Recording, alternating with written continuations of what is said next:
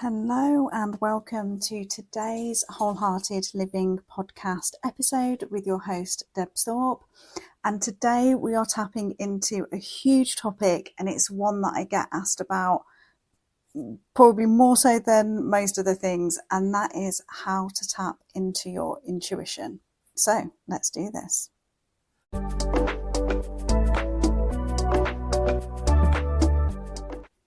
Okay, so our intuition is this amazing connection with our own inner wisdom and just the wisdom that is in existence in the whole universe. I think what we have access to is so far beyond what our conscious mind can cope with, that it can almost feel a little bit scary at the thought of tapping into this greater wisdom and your intuition. So I want to really ground all of this in really simple, easy, straightforward steps that make this like a really fun, enjoyable, like extra bonus that you get to enjoy throughout life.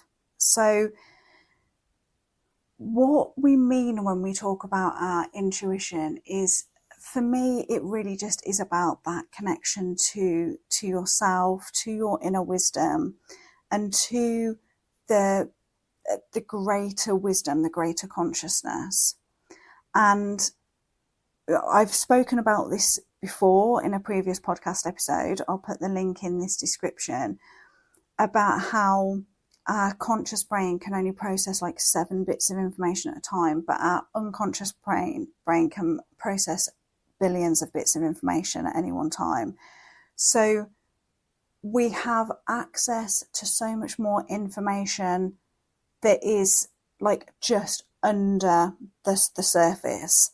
So you've probably seen the image of the iceberg when we talk about the conscious and unconscious or subconscious part of the brain.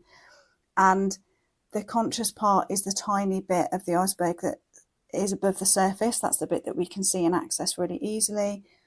However, the majority of it is underneath the surface, and that's exactly how it works with our subconscious, is that we have access to just so much more information. And so I genuinely believe that our intuition is a way of that communicating with us, because our subconscious is non-verbal. Okay, it can't literally speak to you. Okay, so it has to find all of these other ways that it can communicate with you. So let's dive into some of the top ways that we can tap into our intuition. And like I said, this gets to be really fun and enjoyable. It's a really great practice to dive into. We will have all had experiences where we know what it's like to receive intuitive thoughts or images, or what that gut instinct feels like about things. It's just that generally we've not actively cultivated that. So that's what we're talking about doing today. What I want to just say at the start of all of this is that there's no one size fits all. Okay, everybody is different. What allows you to tap into your own intuition and your inner wisdom may be different to somebody else. So I'm going to go through lots and lots of different ways that we tap into our intuition today. Try them out. If, after a few weeks they're not working for you, switch it out, do something else. Like, let's be playful with this. Let's bring that really nice, curious, playful energy to it. So first thing in how to tap into your intuition is cultivating some mindfulness practice. Now, I first became familiar with intuition when it was referred to as something called the still small voice inside. And so, a big part of allowing space and just a little bit of quiet for this voice to make itself known is by practicing mindfulness, by literally just bringing your attention away from all of the outside noise and allowing yourself just to center on, your own breathing, maybe just focusing on the light of a single candle, maybe listening to some really soft music, anything that just allows everything internally just to slow down a little bit. I often think that intuition does need just some space in order for you to hear it, basically. So cultivating some mindfulness practice is really, really helpful. And there's lots and lots of information out there in terms of how you can go about setting that up for yourself. But for me, mindfulness is nothing more than just quietening your kind of inner world for a moment and just seeing what comes up, what messages or images or anything you get as a result of that. So the next thing is to pay attention to those gut feelings. So your intuition very oftentimes will act quicker than your conscious brain. So that intuitive nudge, that gut instinct, that gut feeling about something generally is coming from your inner wisdom. It's coming from that subconscious knowing. And so that is a nice thing to be able to cultivate trusting and listening to. Alongside this, it's acknowledging that your body is very much part of this process. So becoming aware of different sensations in your body. I know people who have developed this so succinctly that, they can literally walk into a room and their body will tell them what the energy is like. They'll feel the hair stand up on the backs of their arms or the backs of their neck. They will, instantly almost have like it's like their stomach goes on to like high alert.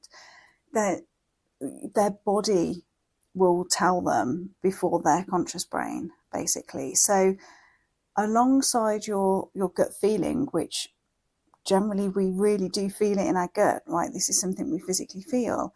Pay attention to other physical sensations in the body, because they can be a really, really good sign of something, your body perceiving something and your subconscious receiving something before your conscious brain has had a chance to process. I'm going to caveat this with for people who have gone through trauma or they have grown up in trauma situations, they are likely to be naturally hypervigilant to their surroundings. So they are likely to pick up on so much more than people who haven't gone through any of these trauma responses. And so, we want to develop the relationship with our body in a way that we get to know what's going on with it and what it's trying to tell us in that moment. Okay. I really, really encourage you to, by all means, reach out to me or reach out to a therapist if you'd really like to work on navigating that particular part of it, because that's really, really helpful to do with a professional. So that's the kind of paying attention to the gut feelings and the body sensations. Another way to really tap into your intuition is by journaling your thoughts and feelings. So journaling can be a great way of tapping into a different part of the brain. So it's a really good way of being able to access some of our subconscious thoughts and messages. So it's a good route into our inner wisdom. And it can be a really good way of learning more about our thoughts and feelings on a daily basis, and whether there is any messages in any of those that we've missed as we've gone throughout the day because we're busy in our day and we haven't had chance to stop and reflect. So getting into some kind of regular journaling habit can be really a good way. And there's I'm almost tempted to go, this doesn't need to be anything particularly formal, because what I've found for myself and for clients is that sometimes their most profound answers or wisdom will come from just free flow writing, where there's no set pressure to write in a particular way. It's just, they just put pen to a piece of paper and just let themselves write and see what happens. So I think, again, bring that kind of playful curiosity energy to that particular way of tapping into your intuition. Another one which I personally relate to a lot is by connecting with nature. So by literally being outside and being away from your normal household environment or away from work, being out of any of the roles that you're in when you're at home, it can be a really, really good way of just clearing out the noise. So again, this kind of links to the mindfulness piece. By being outside in nature and being able to just allow yourself to be in whichever environment really resonates for you. Some people are more drawn to water, for others it's more like meadows and big open spaces, for others it's trees and forests, or it could be a park nearby. Like, whatever the place is that resonates for you, take yourself there and just allow yourself to be in that space, and you'll be amazed at just the messages or the images that come to mind as a result of that.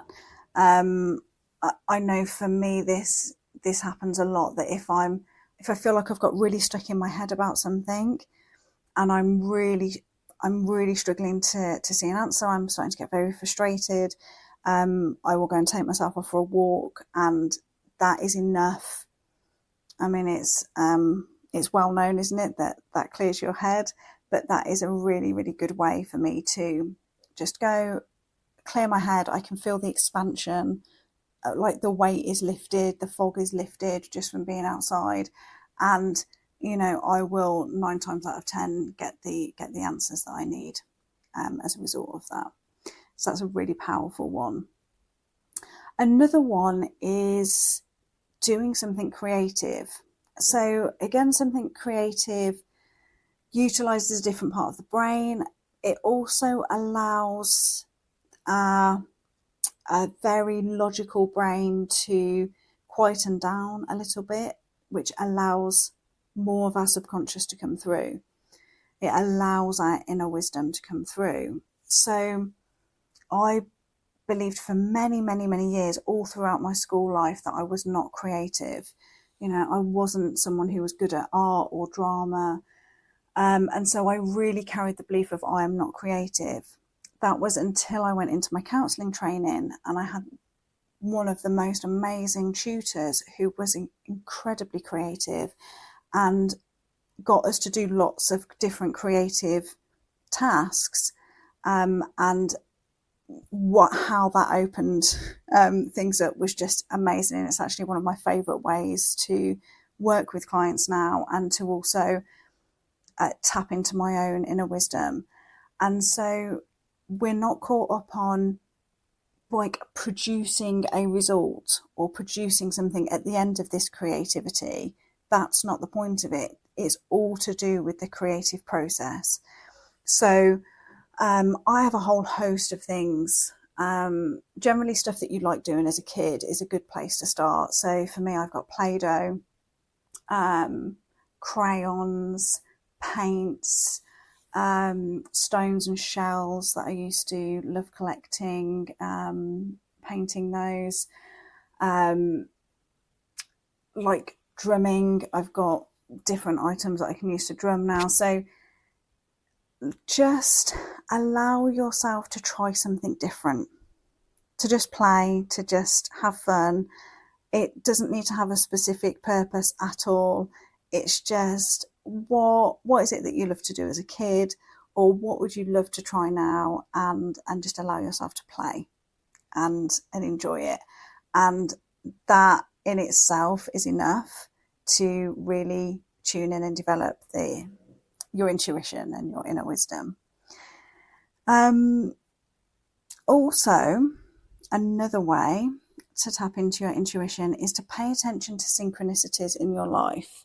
So if you've ever had that experience where certain things like just all come together at the right time, or maybe you, for some unexplained, unknown reason, you were delayed, or you were just a few minutes late leaving your home, only to discover that actually, you might have been part of an accident, or part of got caught up in a breakdown or something that happened, so you've missed all of that traffic. Like, if you've ever had that experience of thinking, wow, like it feels like the universe has, really, really kind of come together for me in that, then really begin to pay attention to those times in your life. And like I spoke about in the last podcast episode about this soldier part of the brain, the reticular activating cortex, it will be working in the background to find more evidence of those synchronicities in your life, and it becomes a really nice way to build trust in the universe, in this bigger universal energy, but also in your own intuition, in your own gut instinct. So just allow yourself to pay more attention. Alongside that, paying attention to and listening to your dreams. So again, I've known that this is something that people have been actively able to work on and build in their life. They've gone from believing that they don't dream, or that they can't remember any of their dreams, to being able to really utilize dreams as a powerful tool in their life, whether it's helping them figure out a situation, or providing them with some guidance about something that they want some more information on, or they're stuck, or just being able to process some things. So your dreams can be a really amazing way to access your inner world, and you don't just have to be like a passive receiver of your dreams, you get to be an active participant in them. So what you can build this slowly, but just spend literally 2 minutes before you go to sleep asking your subconscious a specific question that you want it to give you more information on while you're asleep, or if you'd like to dream anything specific, or have some guidance about something. Be specific and just allow yourself to go to sleep with that question or with that idea, and then just see what happens, and set the intention that you want to dream and you want to be able to remember it when you wake up. And then when you wake up, make sure you've just got like a a pen and a notepad next to you so that you can write that down straight away, because the likelihood is once you start going about your day, you're likely to forget. So allow that to become a really powerful part of your life. And actually, when you start tuning into your subconscious and your inner wisdom and your intuition more, you tend to find that you do automatically begin to take more notice of your dreams. And sometimes they're going to make sense to you, sometimes they're not, but it becomes another like information tool that you get to use. And I'm a big one of this next one. I've done a whole podcast episode around self-love and self-compassion, but making sure that you're practicing self-compassion with all of these things. So we're not putting pressure on ourselves, we're not criticizing and judging and shaming ourselves as to, whether we try something and it doesn't seem to work, or it's not giving us the answers that we want, or, we're not bringing any of that energy to this. I really, really want you to cultivate that self-love, that self-compassion, that acceptance, and be willing to try and be curious and play and be open to some things working really, really well for you and other things like it's just not your thing. Okay, so that's totally okay. Like, you only need one of these to be in your tool bag, right? So really see out of that list what it is that you feel most drawn to trying, and just do it. Just tomorrow, set the intention this evening with what you want your initial activity to be that allows you to deepen the connection with yourself and your intuition, and go do that tomorrow. So there is my invitation to you for today's episode. Let me know how you get on. Let me know what intuition is for you. I love hearing people's intuition stories and how they experience their intuition, and what it is that they do when they feel most connected to themselves and their inner wisdom. So do let me know, and I am really looking forward to being back with you very soon with the next episode. Bye for now.